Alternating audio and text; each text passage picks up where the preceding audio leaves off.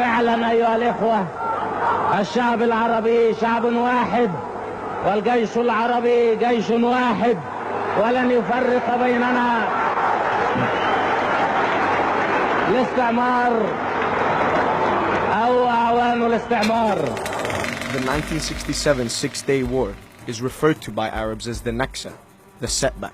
It was a humiliating defeat for Arab powers and a major victory for Israel. It marked the beginning of 50 years of occupation of Jerusalem, the West Bank, Gaza and the Golan Heights in Syria, radically reshaping the destiny of the Middle East. On May 13, 1967, Soviet intelligence informed Egypt that Israeli forces were building up near the Syrian border. The following day, the symbol of Arab nationalism, Egyptian President Gamal Abdel Nasser, ordered 130,000 Egyptian troops to move into the Sinai Peninsula along Israel's borders. The intent was to prevent an invasion of Syria, rather than to attack Israel. As tensions escalated on May 16, Nasser ordered the withdrawal of UN peacekeeping forces from Sinai. 6 days later, the Egyptian president closed the Tiran Straits, blocking ships from entering Israel's port of Eilat. Confident of their military superiority, Egyptian and Arabs celebrated Abdel Nasser's actions. What they didn't know was that Israel's army was better equipped and ready for war. In Israel, the media compared the Arabs to the Nazis, triggering memories of the Holocaust and fueling anti-Nasser sentiments. Fearing war, US President Lyndon Johnson warned both sides not to be the first to strike. The Egyptian-led Arab powers, fearing a US invasion, stood down. To their surprise, on June 5th at 7:45 a.m., the well-rehearsed Israeli aerial assault Operation Focus kicked off. By midday on June 5th, 200 Israeli jets had struck 18 Egyptian airfields, destroying more than 80% of the country's air force, before they even managed to get off the ground. However, Cairo made fake announcements claiming an Egyptian victory to rally its Arab neighbors to join the war effort. Syria, Jordan, and Iraq followed suit and started deploying their air forces to strike Israeli targets. But on the same day, Israel quickly destroyed all of their airfields as well, achieving complete air superiority.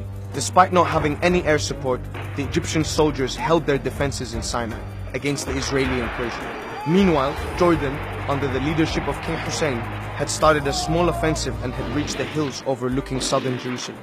But by June 6th, Egyptian Field Marshal Abdel Hakim Amir, having witnessed the might of Israel's air force, ordered the full retreat of Egypt's army from Sinai. Jordan, realizing the severity of Egypt's humiliating retreat, decided to pull back from its positions after minor clashes with the Israelis.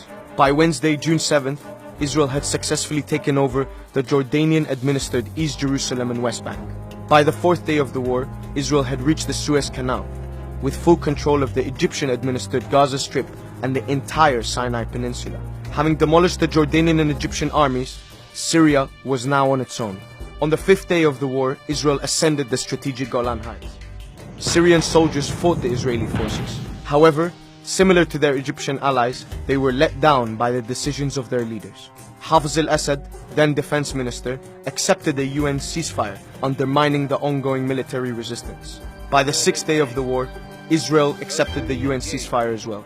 But the damage had been done, and the Middle East would never be the same. Israel tripled in size.